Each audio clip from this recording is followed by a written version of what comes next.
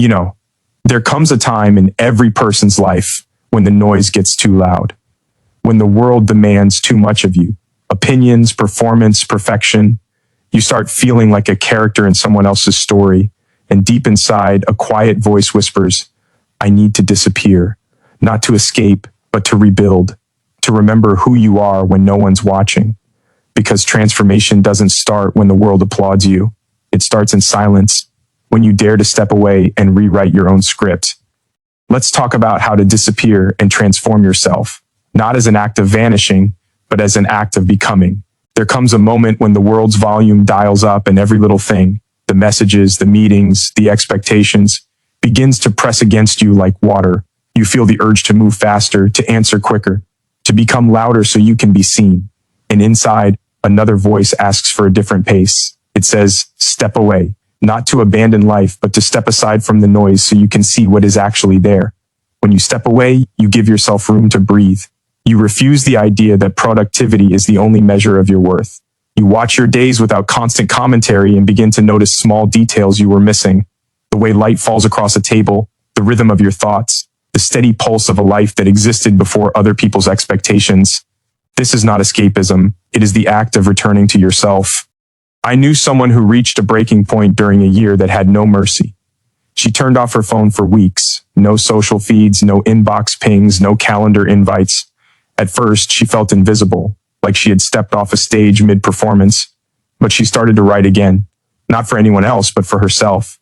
Songs came back, drawings reappeared. The world did not crumble. She returned with clearer direction and slower, truer steps.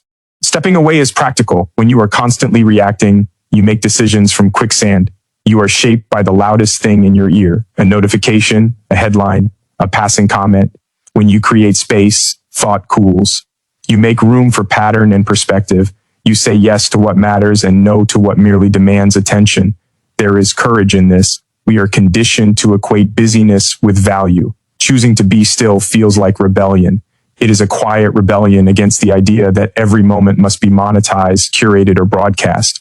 It is choosing interior truth over exterior applause. You don't need a grand gesture to create that space. It might be a morning when you do not look at your phone until after breakfast. It might be a weekend without meetings, a walk without agenda. Small rituals accumulate. They become the architecture of a quieter life.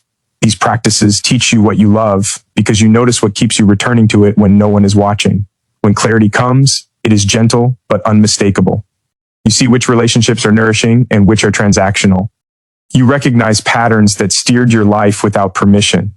You find the language to describe what you want next. Sometimes clarity asks you to leave something behind. Sometimes it shows you how to carry it with new understanding. Either way, the vision is sharper because it grew in the absence of distraction. Step away to see clearly is not a one-time act, but a way of living.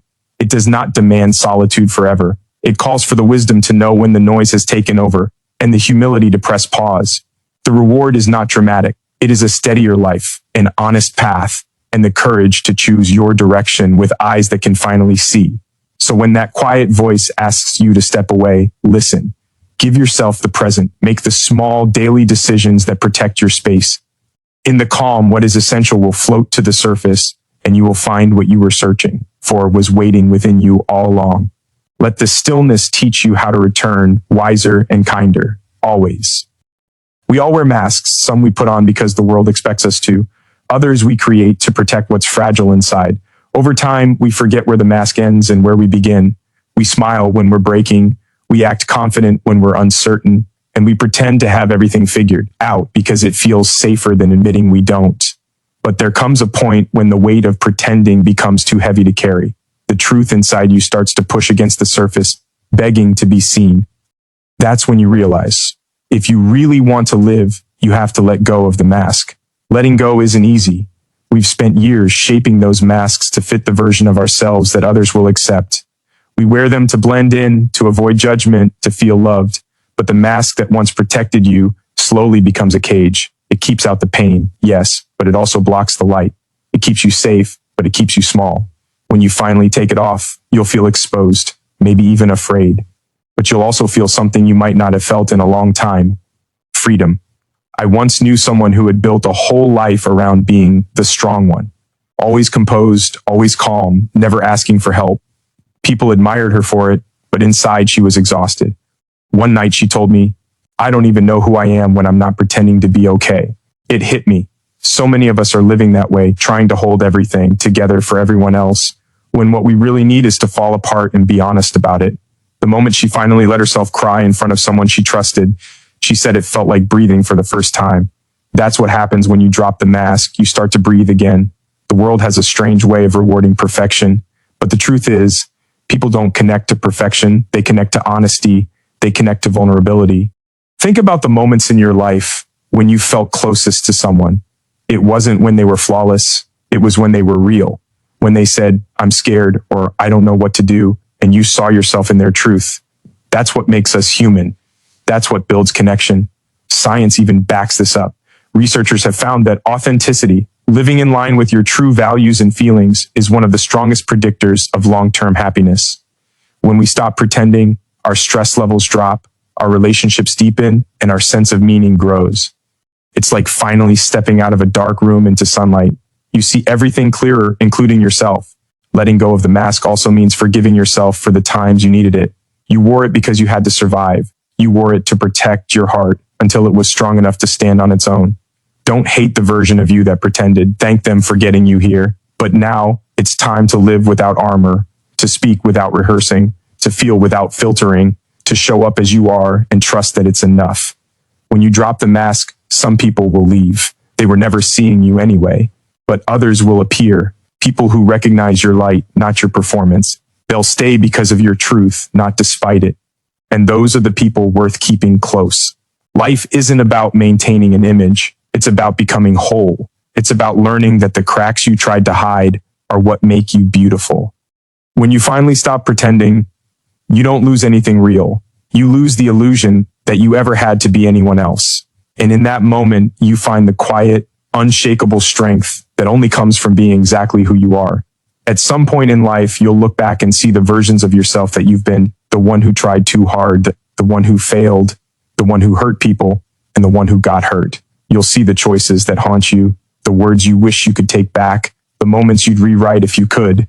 And somewhere in that reflection, you'll feel a quiet ache, not for what happened, but for the person you were back then. That ache is your soul asking for forgiveness. Because before you can truly move forward, you have to forgive your old self. It's easy to be harsh with the person you used to be. It's easy to label them as naive, foolish, reckless, or weak. But that person didn't know what you know now. They were doing their best with the tools they had, with the wounds they carried, with the fears they couldn't yet name. Every mistake you made was a step toward awareness. Every failure was a teacher in disguise. You can't hate the version of yourself that helped you survive long enough to grow beyond them. You have to thank them and let them rest. There's a story I remember about a man who carried a box filled with regrets. He'd written down every mistake he ever made, the jobs he quit, the people he lost, the chances he didn't take. One day, he took the box to a river, opened it, and watched the pieces of paper float away. He said it was the first time he felt light in years. It wasn't the act of forgetting that freed him. It was the act of forgiving. He stopped punishing himself for the person he no longer was. We tend to think transformation is about becoming someone new, but it's just as much about making peace with who you've been. You can't rebuild your life on top of shame. You can't create a future while dragging the weight of yesterday. Guilt can be a good teacher, but a terrible home. It shows you what went wrong, then asks you to move forward wiser. The problem is, most of us pitch a tent in our mistakes and call it redemption. But real redemption is movement. It's learning, growing, and releasing. When you forgive your old self, something shifts inside.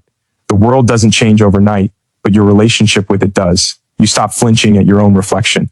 You start meeting your thoughts with understanding instead of judgment.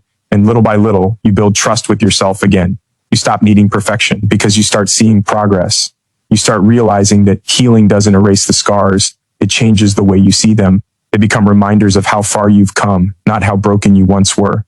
Forgiveness isn't about pretending the pain didn't happen. It's about acknowledging it, learning from it, and refusing to let it control the rest of your story.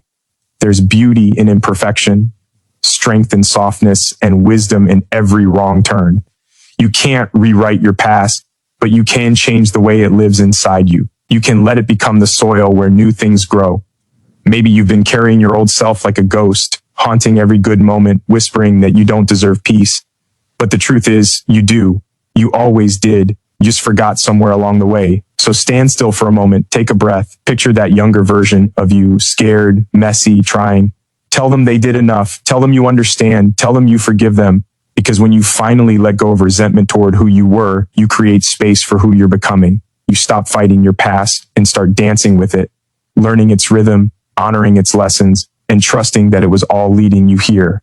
That's what forgiveness does. It doesn't erase your story. It transforms it into something worth telling. There's a moment in every journey when the map ends. You reach a point where there are no signs, no guarantees, no clear direction. It's uncomfortable, even frightening to stand at that edge and not know what comes next. Our instinct is to fill that silence with answers, to control what can't be controlled, but life isn't meant to be fully known. Growth lives in the in-between, in that vast, uncertain space where you're not who you were and not yet who you're becoming. To sit with the unknown is to accept that uncertainty isn't the enemy. It's the teacher. Most of us spend our lives trying to predict the future, believing that certainty will give us peace. We plan, we calculate, we chase stability like it's a destination. But when things don't go the way we hoped, when the road twists unexpectedly, we feel lost, almost betrayed. The truth is, we were never promised clarity. We were promised change. And change, by its nature, demands that we step into the dark, trusting that we'll find our footing along the way. I once met a man who had lost everything he built, his job, his marriage, the life he thought was secure. For months, he fought against the unknown, searching for something to hold on to. Then one day he stopped. He told me, I decided to stop trying to figure it all out and just be where I was. It didn't fix everything overnight, but something began to shift. The more he allowed himself to sit with not knowing, the more he discovered small certainties hidden in the moment, a walk that cleared his head, a sunrise that reminded him he was still alive, a conversation that gave him hope. Slowly, the unknown stopped feeling like a void and started feeling like a beginning. When you sit with the unknown, you stop forcing answers that aren't ready to appear.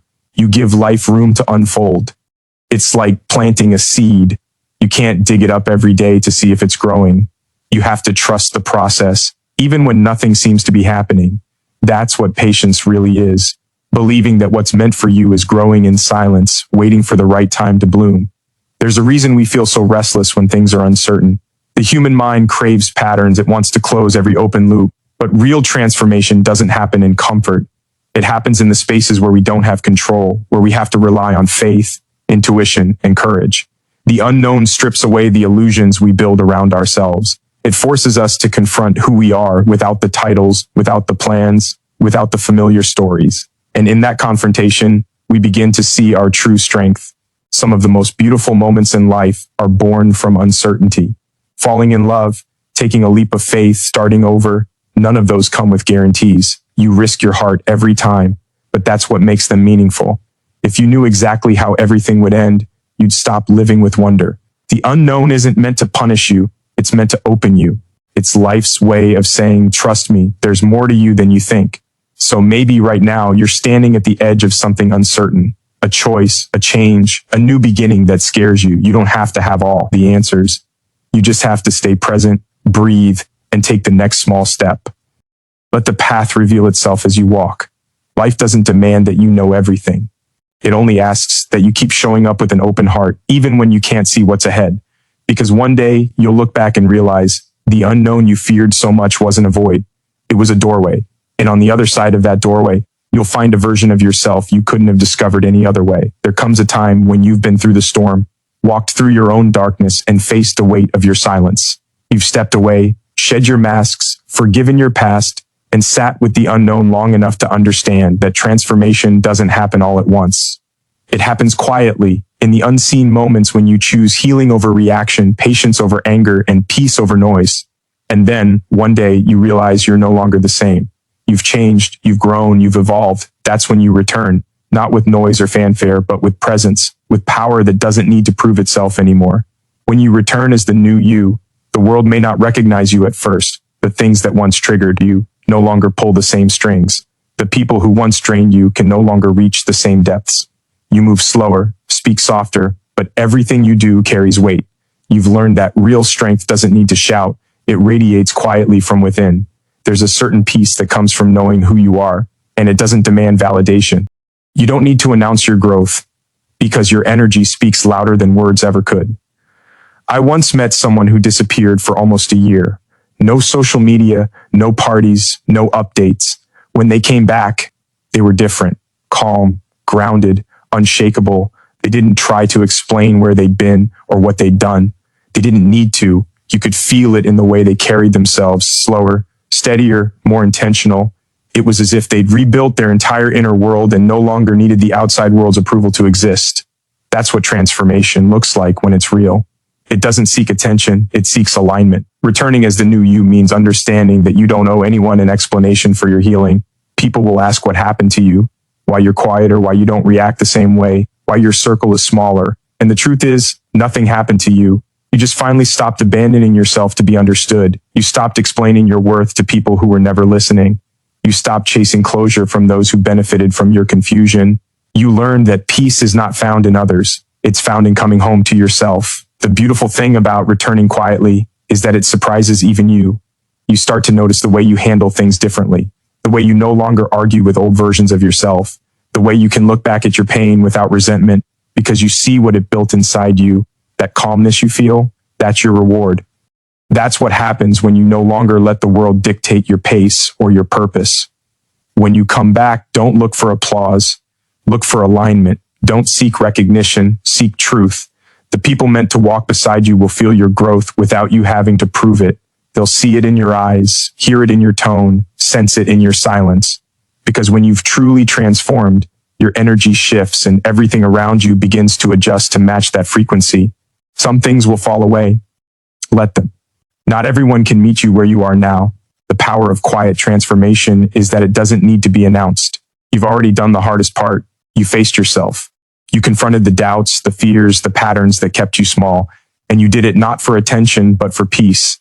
That's the kind of power that lasts, the kind that doesn't fade when the lights dim or the noise dies down. So when you return, do it gently. Let your actions speak for you. Let your peace do the talking. You don't need to prove how far you've come. Your presence will say it all. The world will notice, but that won't be your goal anymore. Your goal will be living in a way that honors who you've become, moving through life with grace, awareness, and a deep understanding that everything you went through wasn't to break you, but to bring you here, to this moment where you finally belong to yourself. And that in itself is the most powerful return of all. So if you ever feel the pull to disappear, don't resist it. Maybe it's life inviting you to begin again. Step back, let go, forgive, embrace the unknown, and return. Not as who you were, but as who you were always meant to be. Because sometimes the most powerful thing you can do is quietly rebuild yourself until no version of you feels like pretending anymore.